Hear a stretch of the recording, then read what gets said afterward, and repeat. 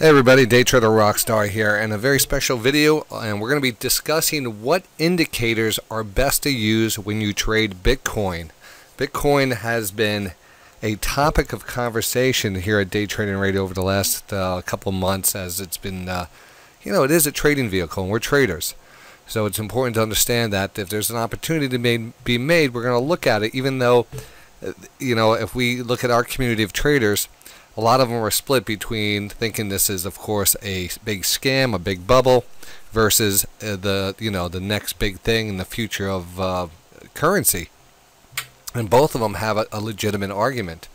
But we're going to talk about what you can use to trade Bitcoin, because Bitcoin is such a new trading vehicle. And I shouldn't say it is relatively new compared to everything else. It is new, so we're not going to go into semantics there. We're going to call it a new trading vehicle, and it's hard to really apply technical indicators to things until we get a lot of data behind it and start to realize what works and stuff. And I've been doing a lot of research on Bitcoin over the last couple weeks, just analyzing it and taking a look and understanding my opportunities in it. I want to see if there's any opportunities for me or the Day Trading Radio community to trade it. So we do talk about it, and again, it is difficult sometimes because some people don't appreciate the opportunity there. But anyway, we're going to discuss today the indicators that work on Bitcoin. Like, we use a lot of different indicators. I want to bring up a chart right now of Bitcoin, and you're actually seeing a live chart right now. And there's a couple of things about this. Bitcoin, a digital currency. I'm not an expert on it, and it's something that now is becoming so mainstream that you're forced to look at and forced to take hold. As of today, the price of one Bitcoin is $4,780. Now, you could trade Bitcoin off of some Bitcoin exchanges.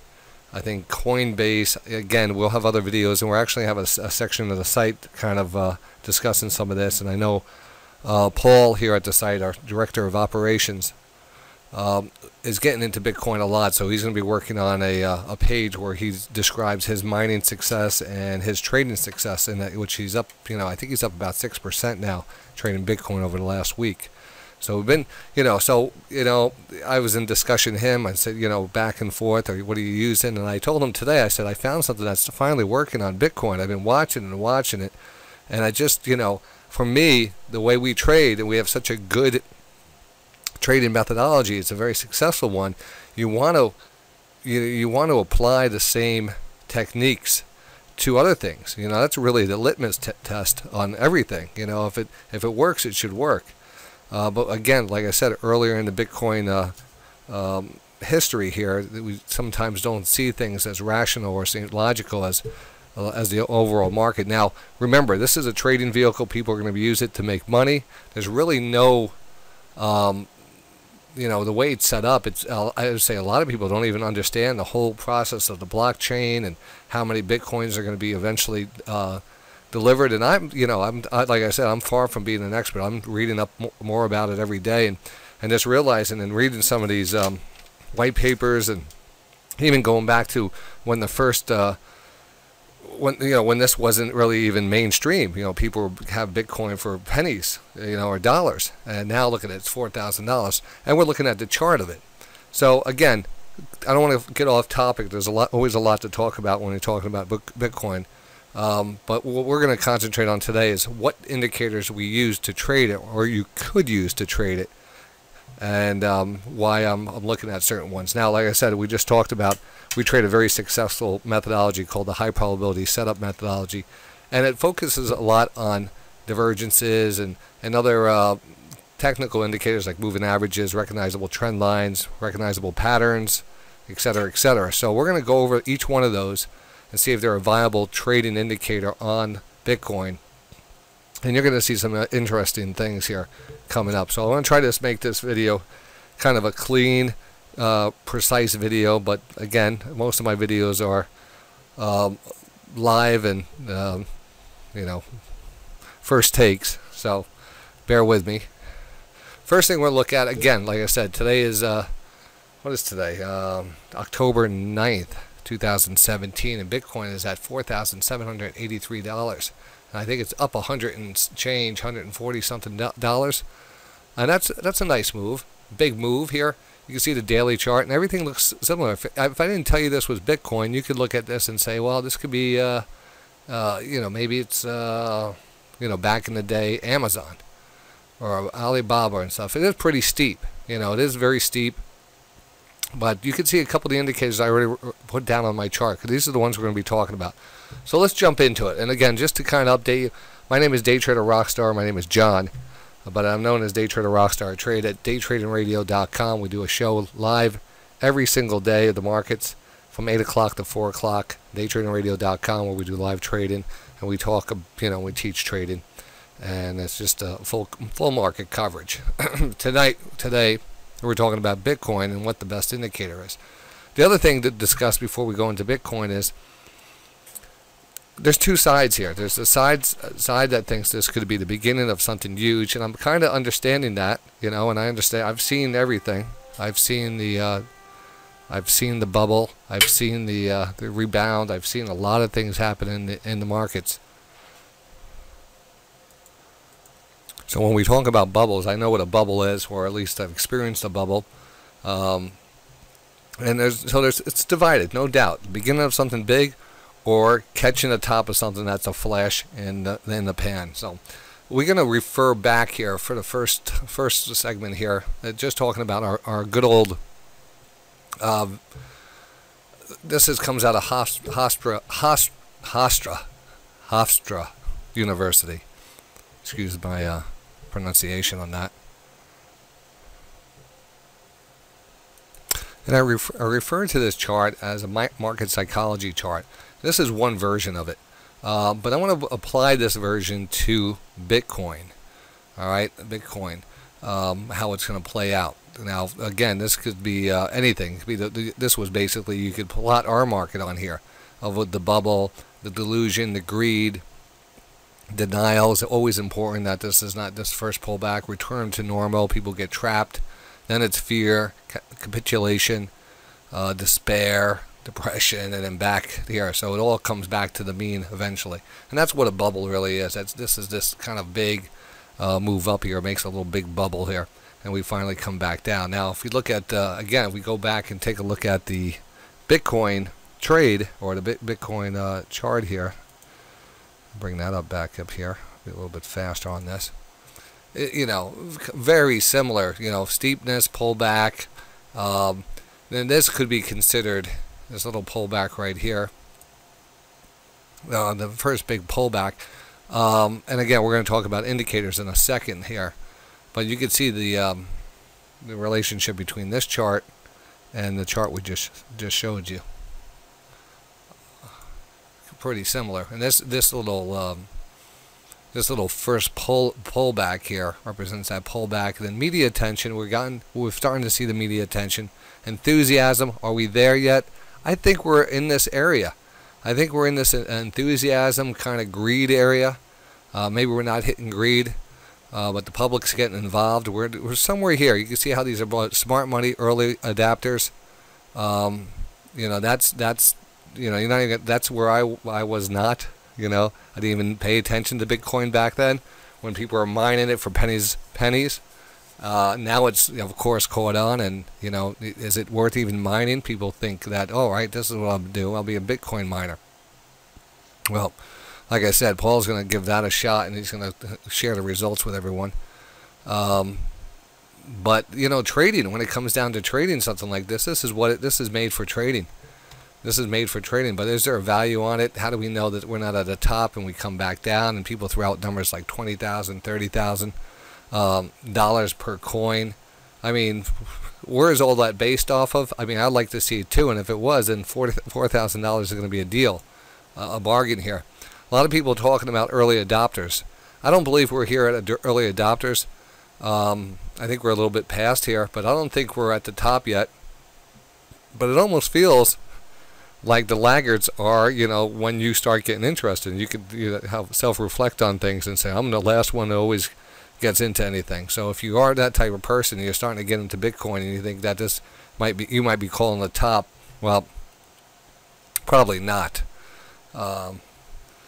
Probably not. So let's get back to that chart and let's start off with our indicators. And again, I get sometimes a little, I don't know, winded, what's the word I'm looking for? Oh, never mind. So Bitcoin. So I have, when we talk about trading stocks and the way we really handle ourselves with the stocks and understanding when a pullback's a buying opportunity and where the trend is and flags and stuff, we're going to talk about that and how we apply them to Bitcoin. Right now on this chart, you see 3 moving averages. You see the 20 period, the 50 period, and the 200 period moving average. Those are standard on my stock chart. And again, when we talk about a vehicle that's used, or a trading vehicle that is traded and not really paid attention to other than like, all right, I have a valuation. I mean, how can you put a valuation on something like this? How can you figure out when news is going to come out, the government news that might hurt Bitcoin? There's so much out there that can affect the price. So it's so hard to, take that long-term outlook unless you really are committed to that long-term thing and you're going to go through it. You don't think Bitcoin's just going to overtake the currency of the world. We have a lot riding on our currency. We have the whole world riding on the dollar. It's just not going to be that simple. But then you're going to have news like maybe Amazon accepting Bitcoin, which is going to put Bitcoin up another $300. So you're going to have opportunities. And during the day, Bitcoin trades 24/7. You have an opportunity to make money in this if you could recognize areas that are what we call high probability zones. We're not getting into how to trade it. I mean, we're going to have to get your own platform. That'll be a separate video, but we're going to talk about things to trade off of. Now, standard chart, it leaves a map. Each candlestick here represents 1 day of trading on Bitcoin. And again, you could see, actually, this is at 2004. I mean, we're up to 4,000. It's basically we talk about September, October, November, December, January. Let's go back out to January 2017. We're going to call it right about here. We put this line up here. Well, I don't know if I can do it on this one. I have to do it on the other chart. And the problem is I don't have the data on the other chart. Forget that. We could tell. We know it's a 3-bagger. It's going on a 4-bagger 4 times. And we're approaching the high. So if this thing has any get up and go in it, it could still go pretty good. But you can see, is there any really reason to look at the moving averages? It's still pretty volatile. It's still pretty new. It's like a new mountain. Those new mountains are very steep because they're growing so fast and pushing through the core of the earth, and they're pushing up and spiking up. And this is kind of a new mountain that's starting to grow here, and the older mountains over time have worn down and they're rounded and stuff. So that's really, that's why they talk about the Himalayas being a very young mountain range versus a mountain range that, like, here, I don't know, I'm not a geologist or anything, but a more rounded mountain would be a much older mountain that's been worn over time. So this is kind of a very new pattern. You're very peaky and toppy, and we're pushing right back up, and this could actually move a little bit further higher. But we are seeing that the moving averages are not really paying attention to it on the daily chart. So what I've noticed now, and again, we always pay attention to moving averages, I want to break down the different time frames, and we're going to talk about let's get the moving averages here. The one thing you will see on this,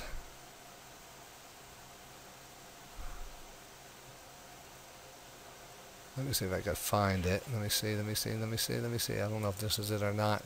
Yeah, one thing you're going to find that the price sometimes is holding above the 20 and 50 period moving average in an uptrend and holding below it in a downtrend. Now that's okay. I mean, I'm not going to get too concerned with that. We see here's the 50 and the 20. We're holding above the 20, chopping back down, chop through the 20, the 50 right here. And again, this could be on news. There are going to be a lot of shake and bakes on this because of news and regulation. And if there is, and I know there's no regulation on Bitcoin, but it doesn't mean that there's not going to be opposing forces against it that's going to shake the core of the investor, and it's not going to be an easy ride. So you're going to have these pullbacks, and these pullbacks could end up being from like 3,000 down to 2,000.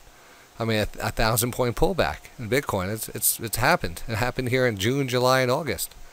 And then we pushed higher, and then we pulled back another 1,000 points here. And then we'll probably push higher. So the moving averages, at least on a daily chart, not really paying attention to them too much. I like to have that here we have the 5-minute chart, and we're going to concentrate more on that 5-minute, being able to trade Bitcoin on a day-to-day basis, as an ATM machine, to go in there, trade it whenever you need to trade it, and make money from it. We're not going to pay too much attention to that daily because it's just so much news out there that can affect it, and it just won't be an easy ride if you get on a technical setup and then news comes out. So it's best to be here is to identify something that's giving you a high probability setup on a shorter time frame, trading it that way, getting out of dodge before any bad news comes out. So we are going to now concentrate our trade on shorter time frames. Now, 60-minute time frame would be the biggest one I would pay attention to, and really concentrate on the 5-minute. And again, if we're going to concentrate on the intraday time frame, say the 5-minute time frame, maybe even the 3-minute, maybe the 60-minute, maybe even use the 10, 15, 30, depends on what you are using. But I've been finding some really good stuff with the 5-minute that I'm going to be sharing with you in a second. The next indicator we're going to be talking about, considering we're saying moving average, is not the best thing here yet for this. It's just too volatile. Next thing here we're going to talk about is trends and trend lines. Now, regular trend line, basic science and geometry. We have a trend line or a pivot area here. We pull back and we make another pivot here, and now we pull back. Now we have 2 points, and with those 2 points you could draw a line, and that line extends, and every time that price comes up, that's when you have to start to consider that trend line a area of resistance or support, depending on how we go. Now we eventually broke through it, came back through it, and came back down to it and bounced. Now you'll see that Bitcoin has been acting well with trend lines, and it makes sense because there's going to be a lot of bots trading Bitcoin. It is an electronic currency. It's a digital currency. It just makes sense that you're going to see these things be traded 24/7 off of something. And our job is to identify what those bots and those algorithms are trading off of. They have to be trading off of something that we can recognize on the chart too. Lots of times we could see that, and we could see the reaction, but it doesn't give you enough as a kind of a retail or an individual trader that you're looking for maybe a lot more to get a little bit bigger profit, where these algorithms are not required to get those bigger moves, so they're able to actually get these little moves. But those little moves add up, so it's just about that. So we actually could start to plot some trend lines in here, and you'll start to see on the shorter time frames, real short time frames, like maybe a little. What's going on there? Oh, come on, my charts are all messed up here. Hold on a second. All right, so I'm regaining my control of the mouse. You can see up here, especially up at the top here, and again, this is a 5-minute time frame that's going from after the close, 6 o'clock. Now it's 7:51 to 8 o'clock, and before that, this is just some 5-minute bars. Remember, 24/7. So we have a couple of pivot areas. So we have a downward trend line that's holding up, and we're actually starting to see, the beginning of a pullback there. And definitely something happening with that trend line. There's no doubt that it seems to be intact now. We're going to just drag this down. We see a couple other pivot areas down underneath us, and this seems to be working a little bit better than moving average. But when you combine the moving average and the trend lines, like back here, you have a lower trend line, moving average bounce, a flag.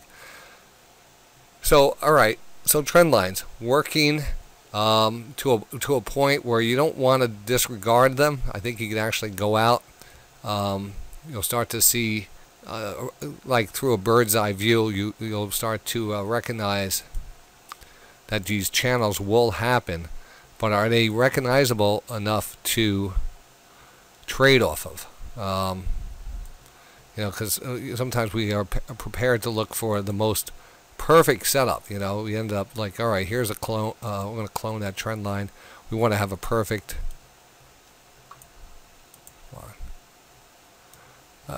trend line channel that didn't meet up exactly to this one, so you kind of get a little skittish on that. But understanding the pullback is there, the pullback is there, the pullback is there, pullbacks, and that's telling me one thing. All right, I could see the channel lines. I could see these little small channels, but they're not the best channels. They're not the classic 1, 2, 3 channel lines that we use. But we understand there are pullbacks, and they're tight, and they actually resolve to the upside like a typical. We're not going to call it a typical flag, but a typical pullback it is. And talking about flags, that's going to be the next thing. Now, do flags and patterns work on this? So here we have a regular move up, bullish flag, and a continuation. Here we had this kind of pennant formation and a follow through to the upside, and then of course the bearish flag was a move down, a consolidation, or move back up, and then a follow through to the downside. And the same thing with the wedge, a fast move down, a consolidation, and a follow through to the downside. Now we go back, and again, these patterns right now, we have them nailed on the S&P futures. We can nail every flag that sets up. I mean, there's nothing better than our triple stochastic divergence setup. Now, the triple stochastic divergence setup, great setup, works great on stocks. Does it work on the ES? I mean, on the Bitcoin. We're going to take a fast look at the chart today, the S&P 500 chart. And there's really two core setups we go for. We go for the divergence setup, and we go for that flag setup. Now the flag setup, again, like I said, we have a very good way of recognizing that. So what I'm going to do is I'm going to show you that fast. In this example, remember, the important thing with a flag, you're going to have that flag pole. Flag pole is a steeper, more aggressive move, either up or down. In this case, is that inverted flag or that bearish flag where we have a steep drop off and then a consolidation back. Now, what we're watching for this is for that fast rotation on that stochastic, that fast stochastic, and our slow stochastic, or what I call the slow stochastic, or slowest one, stays under 20 in bed as that rotates back up, and the price holds or chops around the 20-period moving average. I prefer the more it holds at 20, the better the setup. But anyway, you can see the flag set up there. It chopped around and then eventually dropped off. And then drop off actually came into another setup. We're not going to talk about that, but this is how we measure that out. So what I'm going to do is now I'm going to apply the triple stochastic setup to the chart. All right, so I had to set up my chart here. So I set it up the way we normally look for that triple stochastic flag setup on the 1 minute chart on the ES and the Nasdaq and the Dow. And I want to tell you right now, it is not holding its weight. Typically, I'm looking at a nice embedded stochastic under 20. In this case, we're not seeing any of these, and this is again a situation where it's probably a newer trading vehicle. It's pretty spiky. It's pretty, every time we get down oversold, and that's something to look at, because I mean that 60 period is every time it does get oversold here, and there was a reason, and the original formula I set up for some of the triple stochastics used the 60-10-10 based off of some really good back testing I did, and that was my the final level, and I'm actually seeing it act just like a regular great timing tool. I mean, this was actually a nice pullback. This is a nice pullback right here, that 60 period. Nice pullback right here. So each one of these 60 periods actually, as they get oversold, was a buying opportunity. There was no flags to be seen. It just seemed to be too choppy on the 14.3, and that 9.3 was even choppier than that. Again, what we want to see, and probably you want to see this and this bullish flag here, you would like to see it hold the 20. The closest I could see here is here where price is holding that 20 right here. We start to pull back. We only pull back to about 60, and this stays above the 20. And then nowhere do we get an embedded stochastic on the 60 and a fast rotation on that. So it does not hold any water yet. This technique that works so well on the ES and in the other future markets does not really do much for the Bitcoin. But like I said, there is something that works really great. We're getting to it very soon. Alright, so trend lines, yeah. Moving averages, nah. Flags, no. Let's go to Fibonacci's. Now, Fibonacci's, a lot of people, Yeah, again, Fibonacci is another kind of a scientific method of trading that takes into account, a nice little formula and retracements of a bigger move. So here we have a big one. Say this is a big move, and then we come back at certain percentages, or back a half, come back half the amount of the move, or 0.618% of the move. And there's levels all the way down. I don't use Fibonacci's as much as the next person.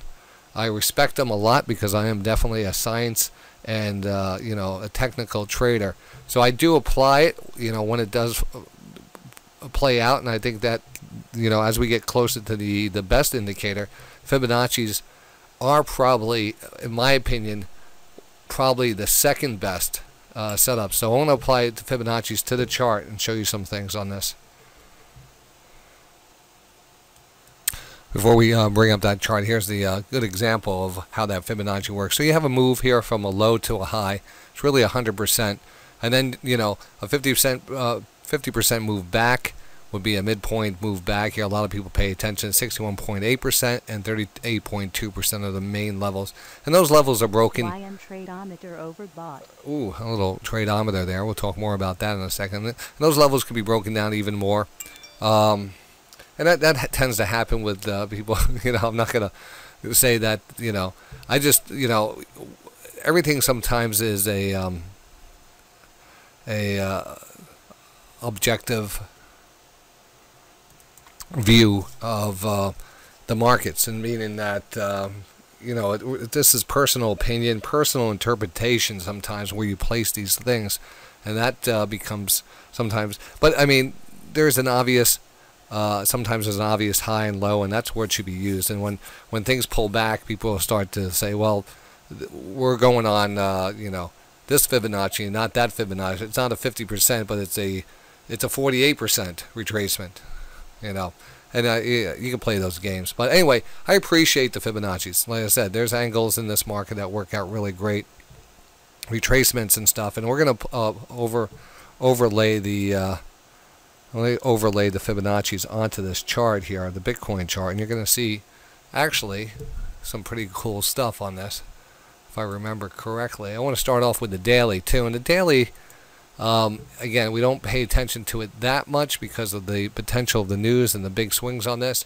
I want to concentrate more on intraday and money-making opportunities, but we always have to start off with the daily, and sometimes when we take a look at a new indicator.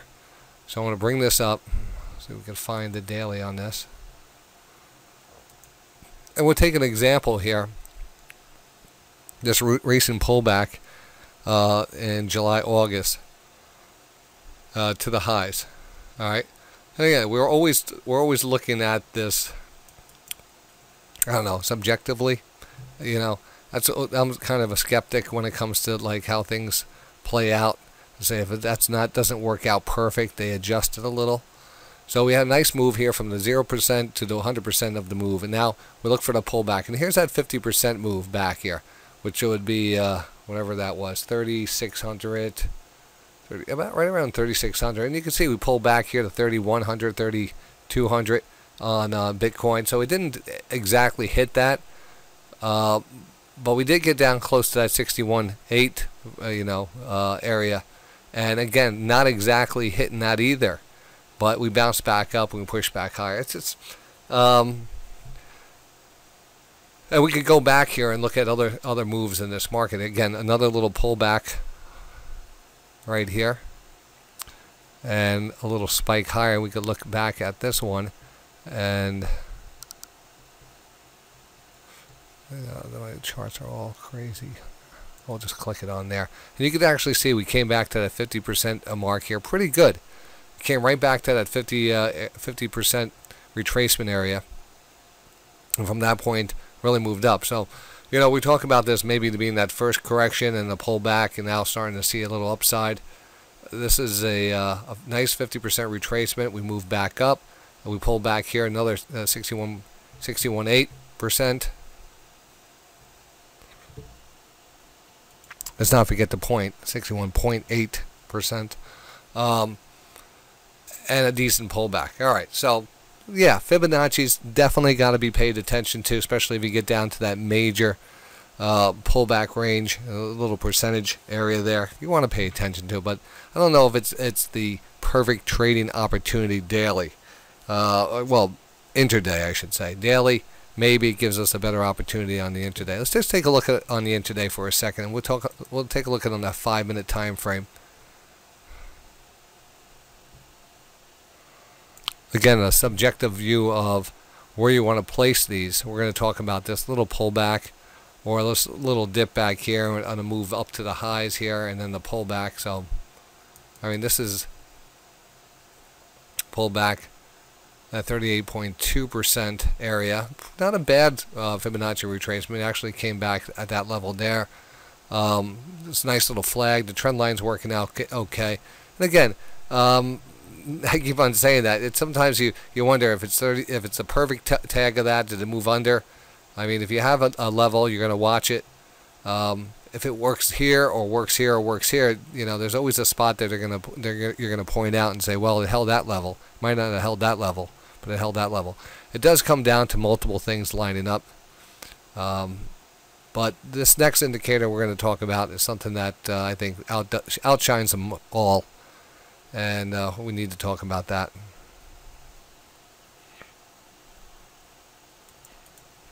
And by the way, this is a live market right now. Bitcoin here trading live, and you can actually see this flag breaking out to the upside. This flag is actually breaking out to the upside. This is a live 24/7 thing. And you know, like I said, probably the next thing I want to do after this video is place a live Bitcoin chart on our site, Day Trading Radio, so you people could follow it.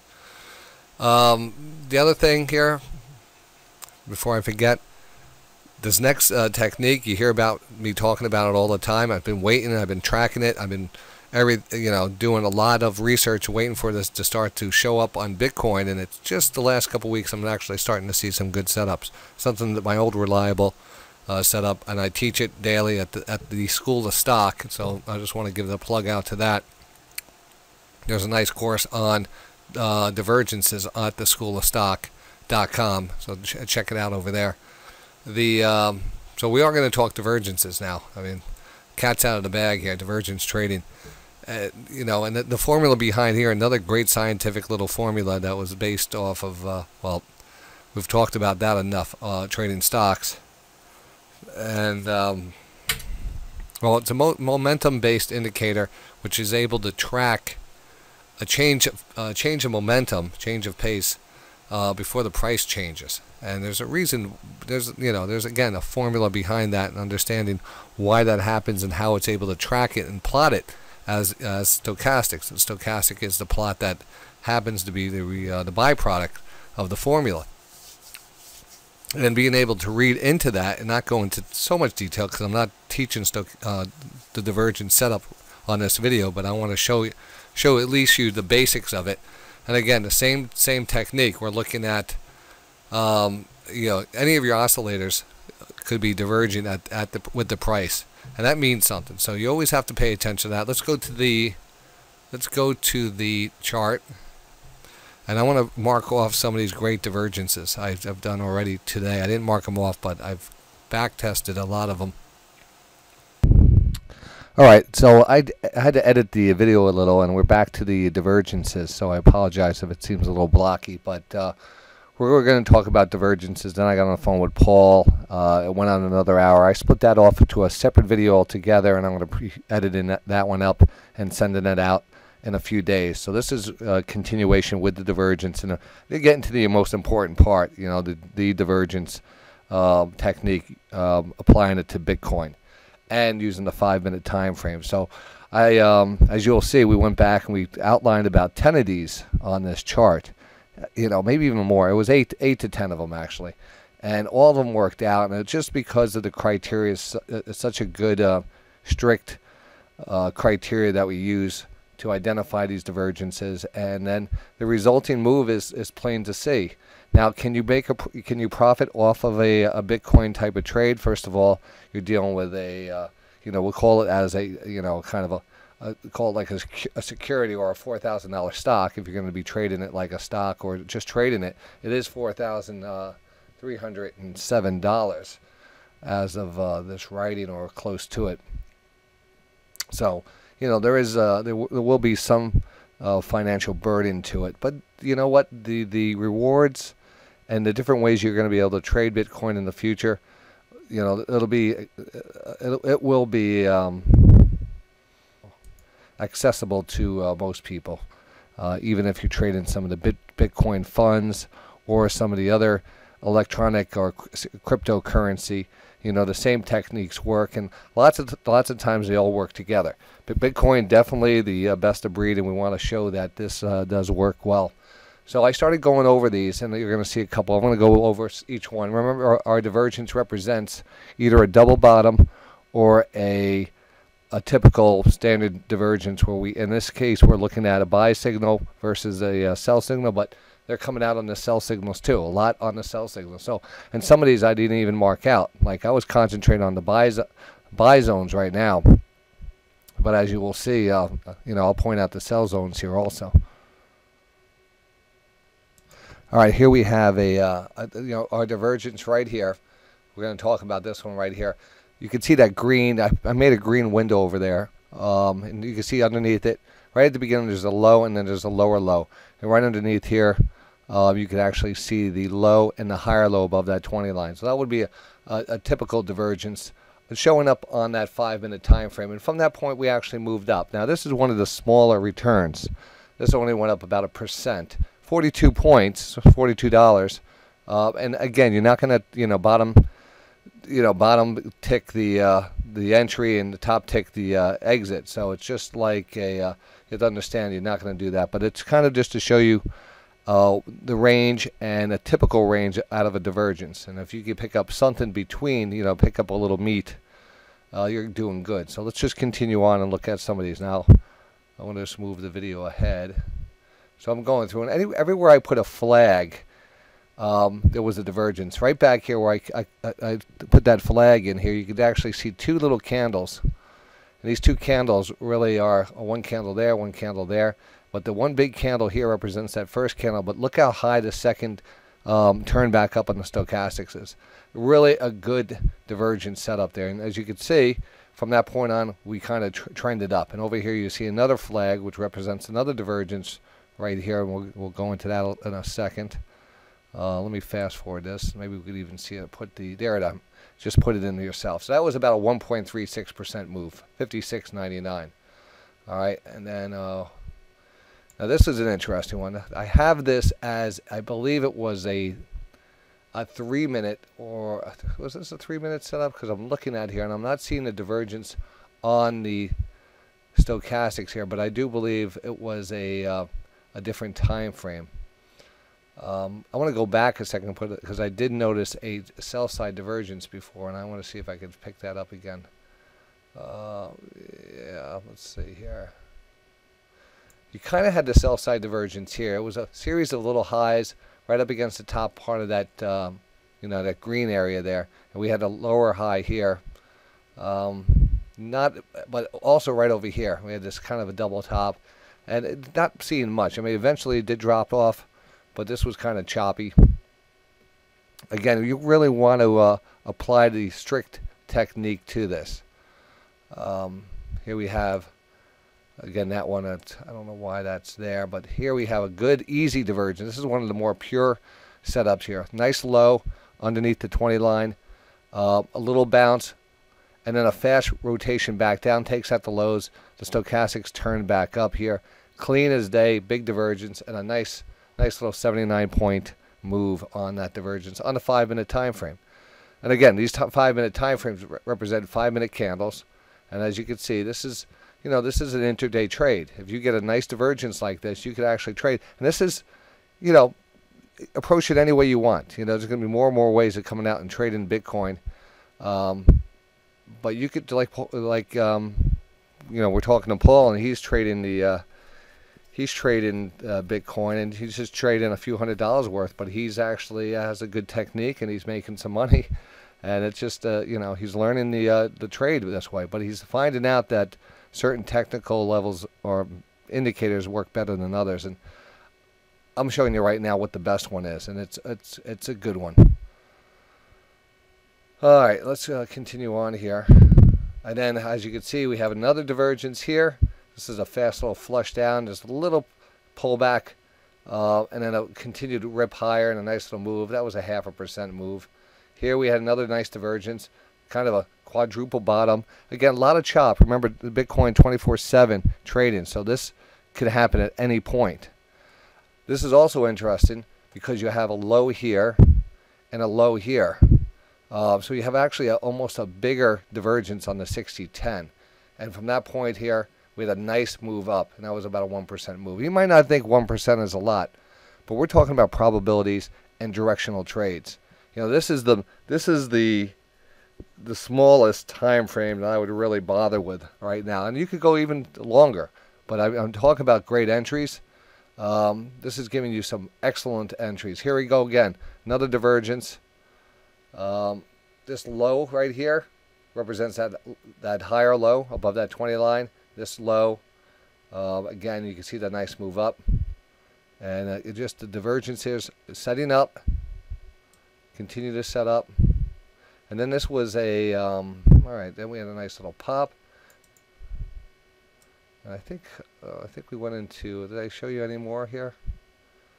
I think there was another one back here. All right, there was a couple back here. There was a big one back here.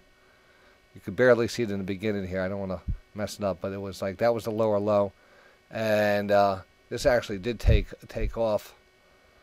And then back over here, maybe that's the one we just discussed. I don't want to get confused on this. Remember, I'm re-editing this as I go, and I think that's where we left off talking about the divergences. Yeah, that was it. And then we started talking about something. Like I said, I re-edited this video a bit, so I wanted to do a little bit more talk on the divergence setups. Also here, look at this. This was just a couple days ago. Beautiful divergence. I think this was on Monday, maybe even was on Sunday. We had a nice little channel. Channels and divergences go hand in hand. Inside of, you can recognize it, you know, good channel, recognize that channel setting up, and you see a divergence. There's a good chance, very high probability, that the trade is going to break out of the channel. And in this case, with Bitcoin, such a strong stock, look at the move it made. It was a 5% move out of that divergence. Beautiful, beautiful. Here's another nice divergence here. Well, actually, can we qualify that one as a divergence? I don't think we could qualify this one as a divergence. I was just pointing out a breakout here. This was just a nice channel breakout. This was the divergence before. This is just a nice channel breakout I was just commenting on. And that's that. So, again, the divergences are, for me, when I start getting more active in Bitcoin. I actually opened up my Coinbase account the other day on the show, late night show. We did that together, and I'm going to put out a video on that. And the GDAX was part of it, which is good. You could actually trade using there's no commissions on that. So if you could actually, and you have to use limit orders. But as you can see, no commissions, and you're getting this type of return on divergences. What a great, great way to learn. Not burning up your commissions, only waiting for divergences and giving it a shot. All right. So if you want to learn more about divergence, I have a tremendous course on them on the School of Stock. I mentioned that earlier, but we talk about them every day on DayTraderRadio.com, where we trade the markets. And we focus on stocks and futures, the S&P futures, NASDAQ futures, Dow futures, anything tradable. But because Bitcoin is now becoming more mainstream, and like I said, we love opportunities to make money. We're going to I want to start following it a little bit more. We're going to dedicate a section to the site where we're going to have a live chart and maybe even a discussion area for it for some people and stuff if they're interested. Again, 24/7, and divergences are working on it. So I will see you in the markets. I hope you enjoyed this video, and I will be sending out the part 2 video very soon, probably in a couple days, and that will be discussing how to open up a Bitcoin account and start trading with it, and we'll show you the platform and everything else with it. All right, DayTraderRockStar signing off.